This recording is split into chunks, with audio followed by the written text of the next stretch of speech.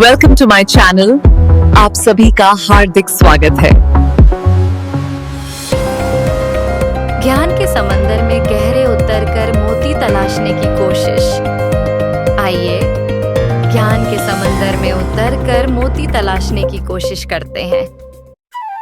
हम हमेशा से यही मानते आए हैं ना कि हनुमान जी मतलब असीम शारीरिक बल के प्रतीक हैं। गदा उठाना, पहाड़ों को उठा लेना, बाहुबल। बिल्कुल, बाहुबल का एकदम अंतिम प्रतीक। हर किसी के दिमाग में यही छवि आती है। हाँ, मतलब क्या हो अगर मैं ये कहूँ कि शारीरिक बल तो शायद उनकी सबसे कमजोर शक्ति थी।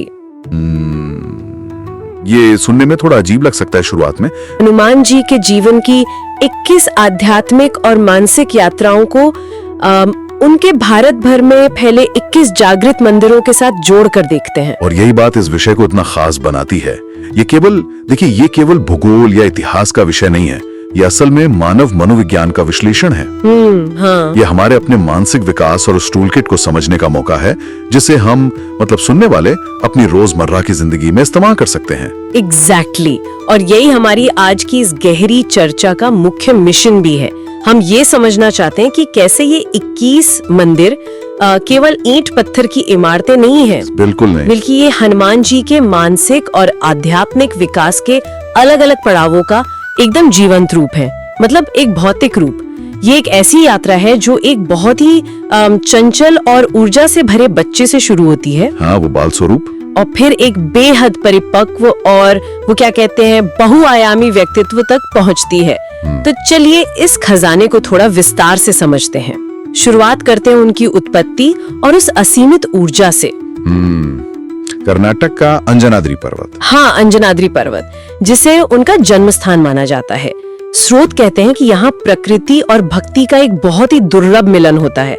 लेकिन मुझे जो घटना सबसे ज्यादा प्रासंगिक लगती है वो है जन्म के तुरंत बाद वाली, वो सूरज वाली घटना। हाँ, सूरज को एक मीठा रसीला फल समझकर निगलने के लिए सीधे छलांग लगा देना। मतलब अगर इसे आज के नजरिए से देखें तो बाल हनुमान मुझे एक बहुत ही उत्साही लेकिन अनुभवहीन स्टार्टअप फाउंडर की तरह लगते हैं। अरे वाह, एक स्टार्टअप फाउंडर, ये तुलना वाकई बहुत अनोखी है।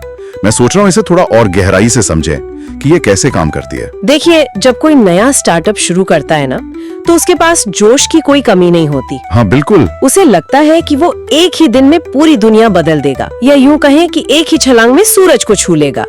बाल हनुमान के पास भी वो असीम ऊर्जा थी, बिना किसी डर के कुछ भी कर गुजरने की हिम्मत। लेकिन सिर्फ बहुत सारी ऊर्जा होना ही सब कुछ नहीं होता है ना। एकदम सही। अगर उस ऊर्जा को सही दिशा न मिले तो वो विनाशकारी भी हो सकती है। उन्हें एक मेंटर की जरूरत थी, एक ऐसे गुरु की जो उस कच्ची ऊर्जा को सही दिशा दे सके। और वो मेंटर उन्हें मिले सूर्य देव के रूप में। यह एक बहुत ही सटीक अवलोकन है। और यहाँ ध्यान देने वाली बात यह है कि जब हनुमान जी सूर्यदेव के पास शिक्षा लेने जाते हैं तो वो कोई आम गुरुकुल वाली शिक्षा नहीं थी। मतलब पेड़ के नीचे बैठ के पढ़ने वाली नहीं। बिल्कुल नहीं। स्रोत बताता है कि सूर्यदेव ने कहा कि भाई मैं तो निरंतर चलता रहता हूँ, मेरे पास रुककर सिखाने का तो समय ही नहीं है। बाप रे, फिर उन्होंने कैसे सीखा? यही तो उनका समर्पण दिखता है। हनुमान जी सूर्यदेव के रथ के साथ साथ उसी गति से उल्टे पैर चलते हुए विद्या ग्रहण करते हैं। उल्टे पैर मतलब रथ की तरफ चेहरा करके। एग्जैक्टली। और ये उस स्टार्टअप फाउंडर वाले उदाहरण को और पुख्ता करता है। मतलब सीखने की इतनी तीव्र इच्छा कि परिस्थितियां कैसी भी हों, गति कम नहीं होनी चाहिए। ये तो वाकई कमाल है। और इसी असीम ऊर्जा के एक परिपक्व और शिक्षित रूप में बदलने का परिणाम हमें उनके मंदिरों के वास्तु में देखने को मिलता है। जैसे राजस्थान के सालासर बालाजी का मंदिर। हाँ, सालासर बालाजी। वहाँ जो हनुमान जी की मूर्ति है उसमें उनके चेहरे पर बाकायदा दाढ़ी मूछ है। मतलब उनके चिर परिचित स्वरूप से एकदम अलग दाढ़ी मूछ वाले हनुमान जी। मुझे थोड़ी हैरानी हुई थी ये पढ़कर। देखिए, यही तो वो प्रतीकवाद है जिसे हमें समझना है। दाढ़ी मूछ केवल कोई शारीरिक बनावट नहीं है यहाँ। ये कच्ची उम्र से एक अनुभवी परिपक्व इंसान बनने का स्पष्ट संकेत है। ये उस ज्ञान और ठहराव का प्रतीक है जो उन्होंने सूर्यदेव से प्राप्त किया था। और इसी व्यक्तित्व के विस्तार का एक और अद्भुत उदाहरण तमिलनाडु का नमक्कल अंजनेयार मंदिर है। अच्छा, वहाँ क्या खास है? वहाँ हनुमान जी की 18 फीट ऊंची प्रतिमा है। वो भी खुले आसमान के नीचे। मतलब उस विशाल मंदिर की कोई क्षति नहीं है। बिना छत का मंदिर, मतलब बारिश धूप सब सीधे मूर्ति पर। इसके पीछे का क्या विचार हो सकता है? विचार बहुत गहरा है। जब किसी की चेतना, किसी का ज्ञान इतना असीम हो जाता है तो उसे किसी भौतिक सीमा या छत के नीचे नहीं बांधा जा सकता। ओह, मतलब उनका विस्तार। बिल्कुल, खुले आसमान के नीचे होने का मतलब है कि उनकी दृष्टि और उनका व्यक्तित्व अब ब्रह्मांड जितना विशाल हो चुका है। कोई भी दीवार उन्हें कैद नहीं कर सकती। ये सच में बहुत ही गहरा विचार है। और जब यही शिक्षित परिपक्व ऊर्जा वापस समाज के बीच आती है ना, तो वो केवल विध्वंस नहीं करती, वो समाज को दिशा देती है। सही बात है। जैसे अयोध्या की हनुमानगढ़ी, वहां वो किसी सेवक की तरह नहीं बैठे हैं, बल्कि एक जिम्मेदार राजा और रक्षक की तरह विराजमान है। मान्यता तो ये भी है कि राम जन्मभूमि के दर्शन से पहले आपको हनुमानगढ़ी जाकर अनुमति लेनी पड़ती है। बिल्कुल लेनी पड़ती है। और इसी जिम्मेदारी और परिपक्वता का एक और पहलू है कूटनीति और समन्वय। दिल्ली के कनॉट प्लेस में जो महाभारत काल का प्राचीन हनुमान मंदिर है, शोध के अनुसार उसकी इमारत के एक हिस्से पर चंद्रमा बना हुआ है। चंद्रमा, जो हिंदू मुस्लिम एकता का प्रतीक माना जाता है। एग्जैक्टली, सांप्रदायिक सौहार्द का प्रतीक। और इसी तरह लखनऊ का जो अलीगंज हनुमान मंदिर है, वो भी नवाबों के शहर में इसी सौहार्द की मिसाल पेश करता है।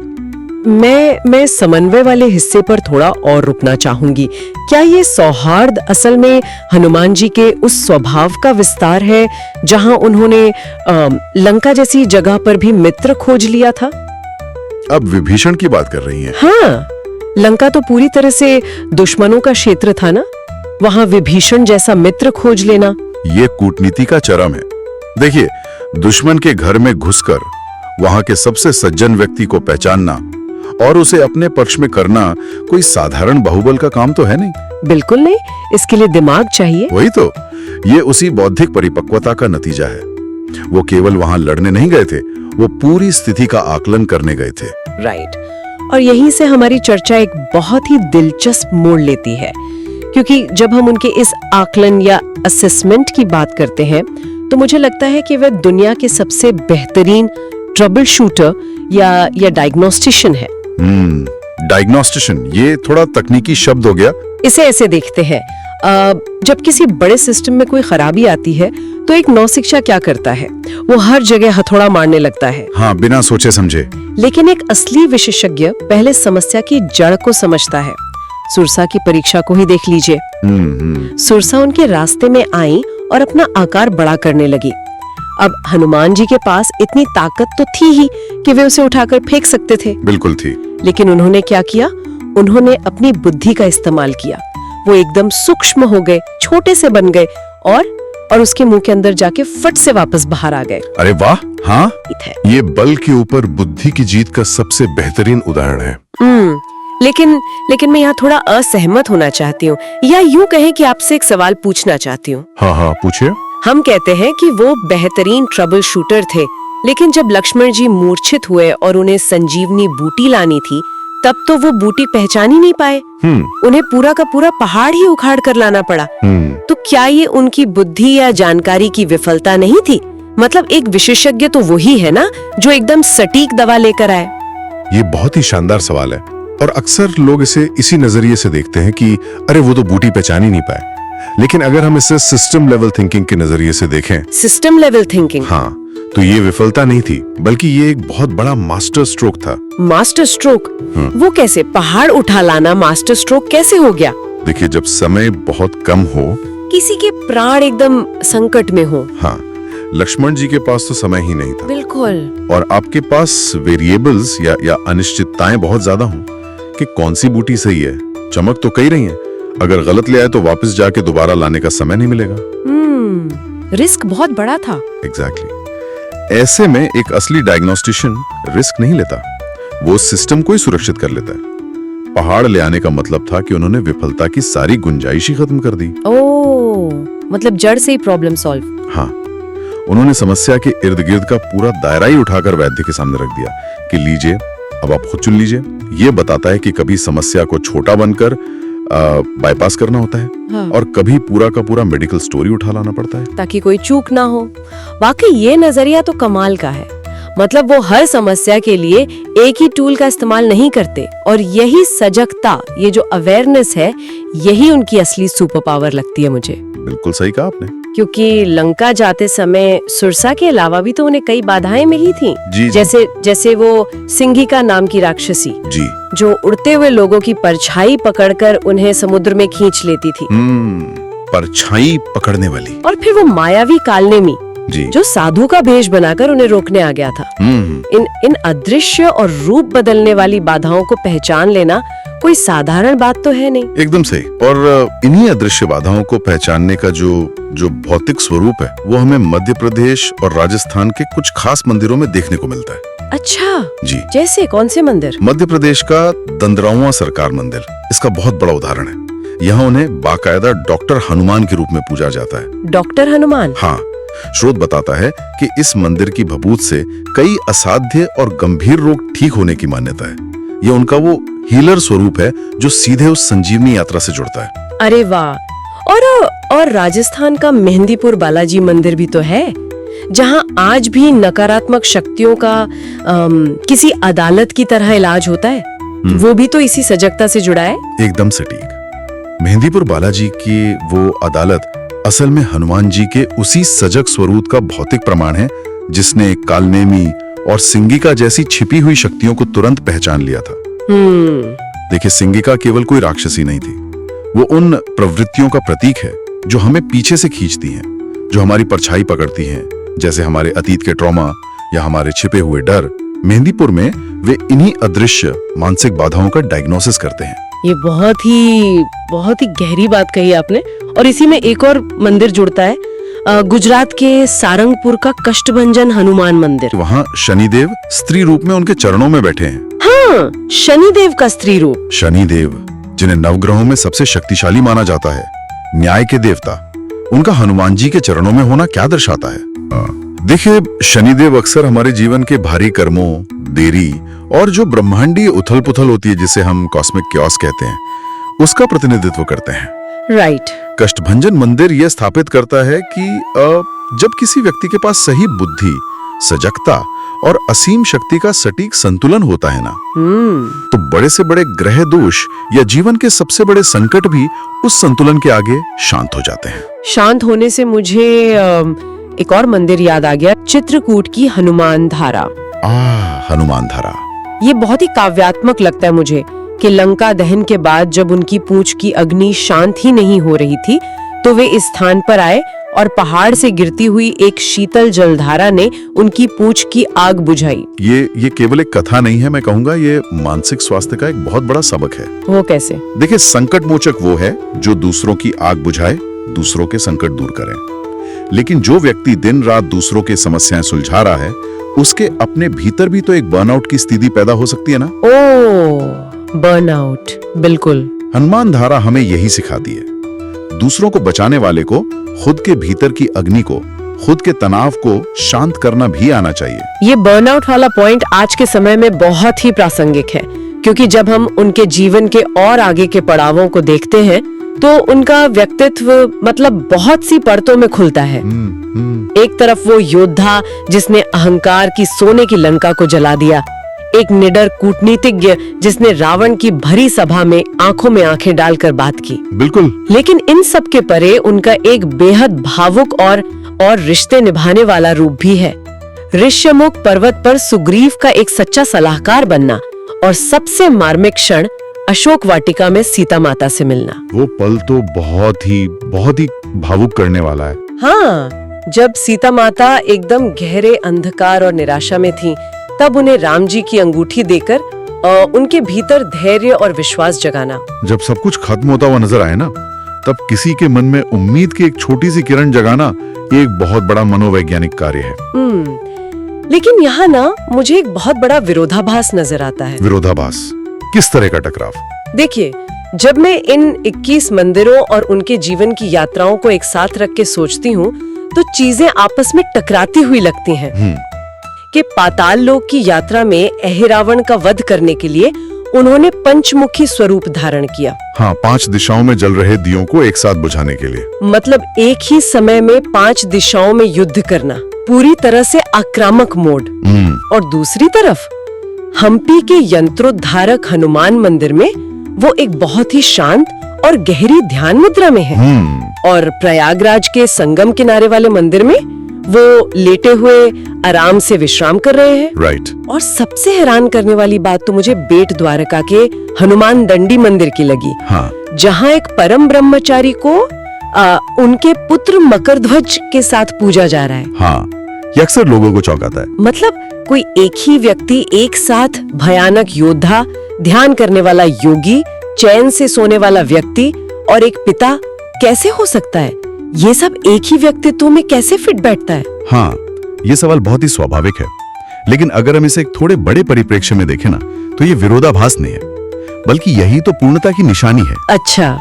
इसे ही हम एक सच्चा मल्टी डायमेंशनल या बहुआयामी व्यक्तित्व कहते हैं। जो पंचमुखी स्वरूप है वो सिर्फ 5 चेहरों वाली कोई भौतिक घटना नहीं है, एक बहुत बड़ा रूपक है, एक मेटाफर। मतलब ये बताता है कि एक पूरी तरह से विकसित व्यक्ति एक ही समय में कई दिशाओं में सोच सकता है, वो कई भूमिकाएं एक साथ निभा सकता है, मल्टीटास्किंग कर सकता है। ओह, मतलब अलग अलग परिस्थितियों के लिए एकदम अलग मानसिक स्थिति।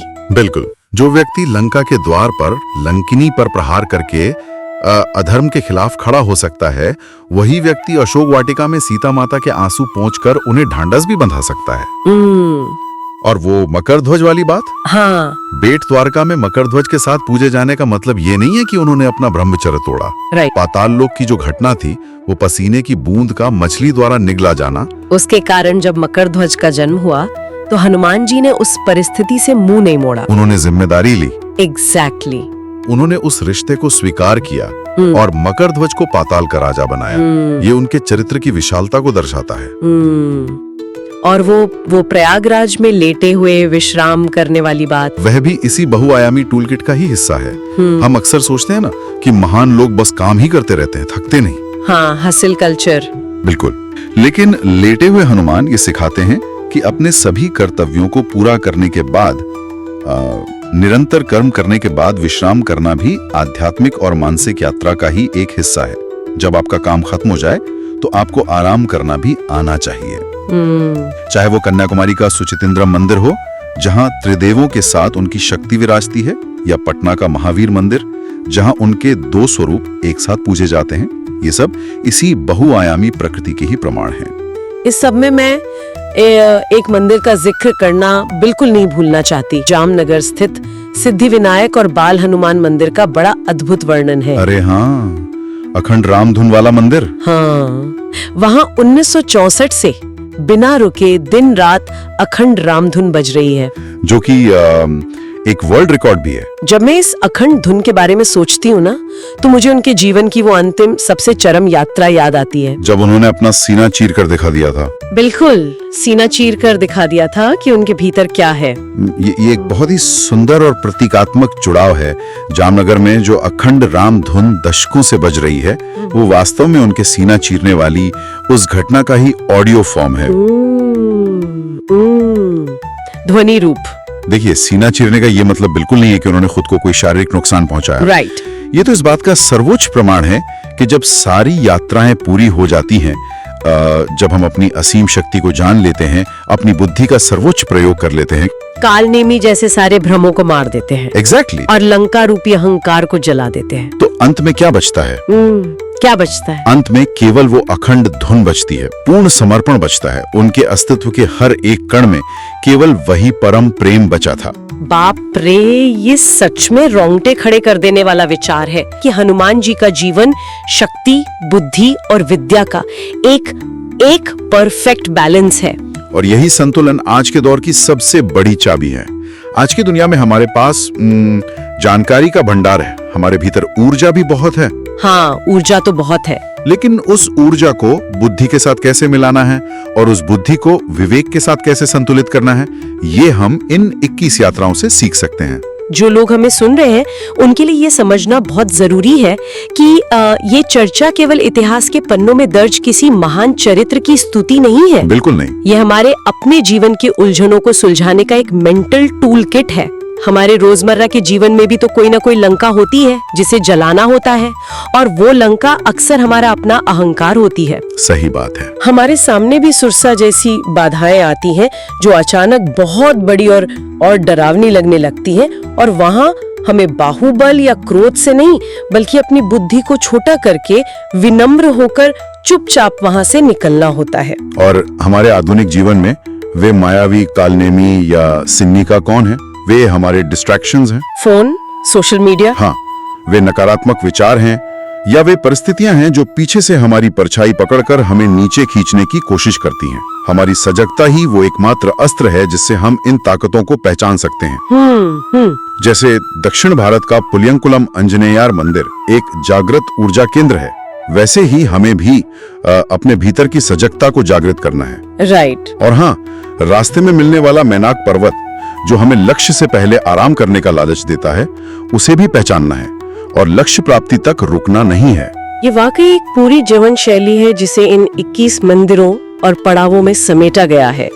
तो जैसे हम इस चर्चा के बिल्कुल अंत की ओर बढ़ रहे हैं, मैं उस छवि पर वापस जाना चाहूंगी जिससे हमने शुरुआत की थी। वो चंचल बच्चा। हाँ, वो चंचल बच्चा जो आसमान में सूरज को देखकर उसे निगलने के लिए छलांग लगाता है। उस असीम ऊर्जा वाले बच्चे ने अपनी ऊर्जा को दिशा दी, सजगता सीखी, समस्याओं को गहराई से सुलझाना सीखा, एक बहुआयामी व्यक्तित्व विकसित किया और अंततः पूर्ण समर्पण की अवस्था तक पहुंच गया। और उनके इसी विकास ने जगह जगह एक जागृत मंदिर का रूप ले लिया। मानव चेतना के विकास का इससे बेहतर कोई ब्लूप्रिंट शायद ही हो सकता है। बिल्कुल। और अंत में हम एक बहुत ही विचारोत्तेजक सवाल के साथ इस चर्चा को विराम देना चाहते हैं। अगर हम अपने खुद के जीवन को एक नक्शे पर रखें, तो हम इस मानसिक और आध्यात्मिक विकास की इन 21 यात्राओं में से किस पड़ाव पर खड़े हैं? ये एक गहरा सवाल है। क्या हम अभी भी असीम ऊर्जा के साथ बिना किसी दिशा के सूरज की तरफ छलांग लगा रहे हैं? क्या हम सुरसा के सामने अपने अहंकार को बड़ा कर रहे हैं? जो भी हो, ये जरूर सोचेगा कि आज हमारे कर्म भविष्य में हमारे विचारों और हमारे समाज का कैसा मंदिर गढ़ रहे हैं। ये सोचने पर मजबूर कर देने वाला सवाल है। हर किसी को खुद से ये पूछना चाहिए। और इसी विचार के साथ बस इतना ही। नए विचारों को सुनते रहिए, उनके पीछे के विज्ञान को समझते रहिए और अपने भीतर के उस असीम आसमान को खोजते रहिए।